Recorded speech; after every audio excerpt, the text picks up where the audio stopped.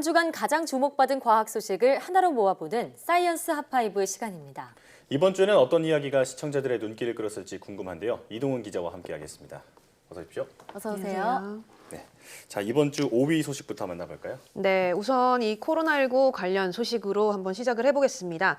최근에 이 중국에서 이 수입식품의 포장지에서 코로나19 바이러스가 검출됐다 이런 소식이 들려왔는데요. 많은 분들이 아마 걱정을 좀 하셨을 겁니다. 예, 그러니까 우리가 흔히 먹는 냉동새우의 포장지에서 코로나19 바이러스가 검출됐다고 하니까 네. 정말 깜짝 놀랐어요. 맞습니다. 이 코로나19 바이러스가 처음 검출된 거는 이 말씀하신 대로 중국으로 수입된 에콰도르산 냉동새우 포장지였습니다. 당시에는 이 포장지와 함께 이 냉동새우가 들어있던 컨테이너 외벽에서 6건의 바이러스가 발견이 됐는데요. 예.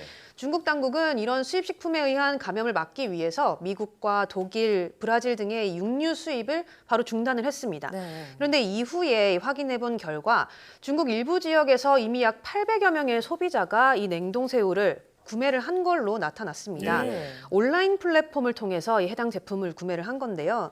방역 당국이 제품을 가지고 있던 가게들을 즉각적으로 폐쇄를 하고 또 접촉한 사람들을 격리 조치를 했지만 네. 아직 이 시민들이 감염됐는지 여부는 정확히 밝히지를 않고 있습니다.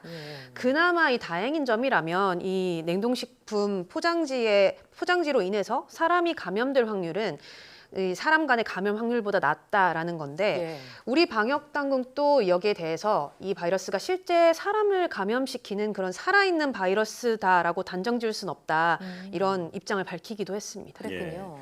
감염 가능성이 낮다고는 해도 그래도 불안한 건 좀 어쩔 수가 네. 없네요. 맞아요. 네, 자 그리고 이제 다음 소식도 코로나 관련 뉴스죠. 네, 그렇습니다. 이번에는 이 코로나19와 관련된 연구 결과인데요. 사이토카인 폭풍이라는 용어 최근에 많이 들어보셨을 겁니다. 예, 몸속에 침입했을 때 면역 체계가 과도하게 반응을 해서 네. 정상세포까지 공격하는 그런 현상이죠. 맞습니다. 이 한마디로 이 바이러스를 공격해야 하는 면역 물질인 사이토카인이 오히려 과잉 반응을 보이면서 우리 몸에 적이 되는 경우를 말하는 건데 예. 코로나19에 감염돼도 이 사이토카인 폭풍이 일어나게 됩니다. 특히 가벼운 증상만 앓고 회복되는 환자들과 다르게 이 사이토카인 폭풍이 중증 코로나19를 일으킨다는 것은 이미 잘 알려진 사실인데요. 예. 국내 연구진이 이런 과잉 염증 반응의 원인을 이번에 찾아냈습니다.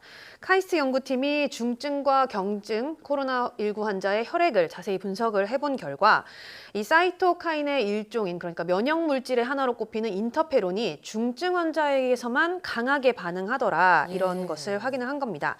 이 인터페론이라는 물질은 주변 세포들이 바이러스에 대응할 수 있도록 도와주는 역할을 하는 이렇게 착한 사이토카인으로 알려져 왔었는데 네. 이 코로나19 환자에게서는 오히려 이렇게 과도한 염증 반응을 일으켜서 중증으로 이어질 수 있게 하는 그런 어떤 원인이 될 수 있다는 거죠. 예, 자 그렇다면 이 연구 결과가 치료 방법에도 영향을 줄 수 있을까요? 네, 그동안 이런 사이토카인 폭풍이라는 과잉 염증 반응이 일어나면 특정 표적이 없는 이 항염증, 광범위한 항염증 약물을 사용을 했습니다. 그런데 앞으로 인터페론만을 표적으로 하는 새로운 치료 방법을 고려할 수 있게 된다는 거고요. 네. 이렇게 되면 중증 환자의 생존율을 좀 높이는데 도움이 될 것으로 기대를 하고 있습니다. 예. 그렇군요. 그러니까 젊고 건강한 사람도 코로나19와 같은 바이러스에 노출됐을 때 위험해질 수 있는 이유가 이런 사이토카인 폭풍 네, 때문이잖아요. 맞습니다. 이를 막을 수 있는 치료법의 개발이 머지않았기를 바랍니다. 네. 자, 다음 소식은 어떤 건가요? 네, 이번 주 스마트 라이프에서 저희가 이 시각장애인을 위한 IT 기술에 대해서 살펴봤습니다. 예. 많은 분들이 이 디지털 격차를 줄이는 이런 다양한 기술들에 관심을 가져주셨습니다. 예, 보통 앞이 안 보이는 분들은 그 게임을 하기는 좀 어렵다 우리가 이렇게 알고 있었는데 네. 새로운 기술을 이용해서 이제는 그 시각 장애인들도 다양한 게임을 즐길 수 있다. 굉장히 놀라운 소식이었죠. 네, 그렇죠. 이 시각장애인들이 선호하는 게임 유형에 크게 4가지가 있었죠. 먼저 소리로만 즐기는 오디오 중심의 게임이 있었고요. 또 이 글자를 읽어주는 기능이 있는 텍스트 중심의 게임, 또 이 선명한 소리로 정보를 파악할 수 있게 해주는 게임도 있었고요. 그리고 이 진동과 같이 다양한 형태로 피드백을 주는 어떤 격투 게임 형태의 이런 게임도 있었습니다. 네. 물론 이 게임들은 어느 정도 앞을 보실 수 있는 이런 저시력자들을 위한 기술이긴 한데요. 네. 앞을 전혀 볼 수 없는 전맹 시각장애인을 위한 게임도 있었습니다. 이 경우에는 이 스크린이 없는 대신에 점자를 화면에 표시를 해서 손으로 읽을 수 있게 해준다거나 초음파를 이용을 해서 손에 진동을 느끼게 해주는 이런 예. 기술들이었죠. 예. 사실 이런 기술들은 비접촉을 선호하는 요즘 같은 시기에는 이 누구나 선호할 수 있는 그런 기술이기도 한데 맞아요. 이른바 뭐 따뜻한 IT 기술 이렇게 부를 수 있을 만큼 이런 기술의 발달이 좀 긍정적인 방향으로 가는 게 아닌가 이렇게 볼 수 있었죠. 네. 예. 사실 시각장애인을 위한 게임이라는 거는 이전에는 생각해보지 못했던 그런 주제였는데요. 이를 가능하게 하는 기술이 바로 모두를 위한 기술이 아닌가 싶습니다. 네. 다음 소식은 어떤 건가요? 네, 이 여름철에 기온이 높아지면 함께 올라가는 게 있는데 그게 바로 오존 농도입니다. 예. 이번 주 이 날씨학 개론에서 이 오존에 대해서 자세히 알아봤는데 오존은 이 90%가 성층권에 분포하면서 자외선을 흡수해주는 우리에게 도움이 되는 물질입니다. 네. 그런데 문제는 이 지표면 가까이에 있는 일부 오존의 경우인데요. 예, 10%의 오존이요. 그렇죠. 네, 이 똑같은 물질이지만 우리 가까이 있는 오존은 산성이 아주 강합니다. 네. 그래서 이 고농도 오존에 노출이 되게 되면 눈과 호흡기 등을 자극을 할 수가 있습니다. 이런 지표면에 있는 오존은 인위적으로 생기는 경우가 많은데 이 자동차 배기가스 등에 포함된 질소산화물이라든가 휘발성 유기화합물이 있을 때 햇빛에 의해서 화학작용을 일으키게 되면 이 오존이 만들어지게 됩니다. 네. 이 맑고 건조한 날에는 이 오존 농도가 더 높아지게 되기 때문에 네. 여름철에 특히 주의를 해야 합니다. 네, 그러네요. 이 오존은 사실 그 살균제로도 쓰일 만큼 굉장히 맞아요. 독성이 강한 네. 물질이잖아요. 자, 몸에 해로운 물질이다 보니까 당연히 피하는 게 좋을 텐데 그런데 이게 마스크로도 걸러지지 않는다고요? 맞습니다. 저희가 요즘 많이 쓰는 이 KF 마스크 혹은 네. 뭐 황사용 마스크 등으로도 이 오존은 걸러지지가 않습니다. 어. 일단은 오존 예보를 먼저 확인을 하시고 거기에 맞게 대응을 하시는 게 좋은데요. 이 오존 예보 같은 경우는 한국환경공단에서 제공하는 이 에어코리아 홈페이지를 보시면 바로 실시간으로 나타나게 돼 있고요. 예. 또 우리 동네 대기질이라는 애플리케이션이 있습니다. 이 예. 앱을 스마트폰에 설치를 하시면 오존 정보를 보실 수가 있습니다.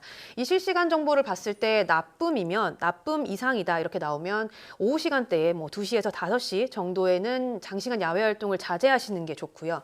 또 오존 경보가 발령될 경우에는 실외 활동 자체를 좀 자제하시는 게 좋다고 합니다. 네, 그럼 종합해 보면 오후 2시부터 5시 사이에는 웬만하면은 불필요한 외출은 자제하는 게 좋겠습니다. 네. 자, 이번 주 가장 주목을 받은 소식 어떤 건가요? 네, 뭐 앞서도 만나봤지만 이 20여 년 만에 맨눈으로 꼬리까지 이 관찰할 수 있는 혜성이 나타났다는 소식이 들렸습니다. 네. 이 니오와이즈라고 불리는 C2020F3라는 혜성인데요. 7월 중순이면 뭐 직접 볼 수 있다 이런 소식이 들리면서 많은 분들이 관심을 가져주셨습니다. 네. 네. 저희가 앞서 인천 그 송도에서 촬영한 네. 해성 영상을 직접 보여드렸는데 네. 이걸 그 망원경이나 이런 게 없이도 맨눈으로도 볼 수 있다 이 말이죠? 그렇습니다. 바로 이번 주말이 가장 좋은 기회입니다. 주말이요? 예. 네, 이 니오와이즈 해성이 지난 3일에 태양과 가장 가까운 지점인 이 근일점을 통과를 했고요. 네. 다음 주인 23일쯤에 이 지구에서 가장 가까운 약 1억 킬로미터 거리까지 다가올 것으로 예측이 됩니다. 네.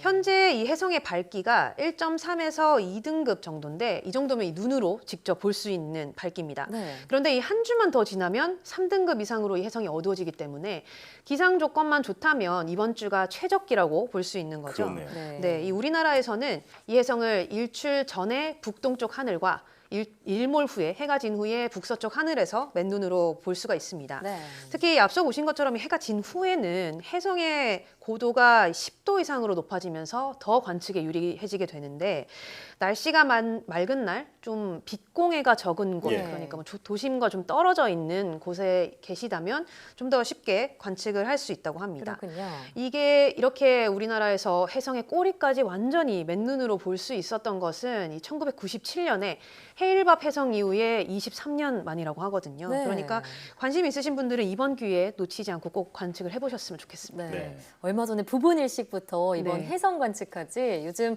밤하늘 이벤트가 많은데요. 주말에 놓치지 말고 해성 관측 꼭 해봐야겠습니다. 이동훈 기자와 함께했습니다. 오늘 말씀 고맙습니다.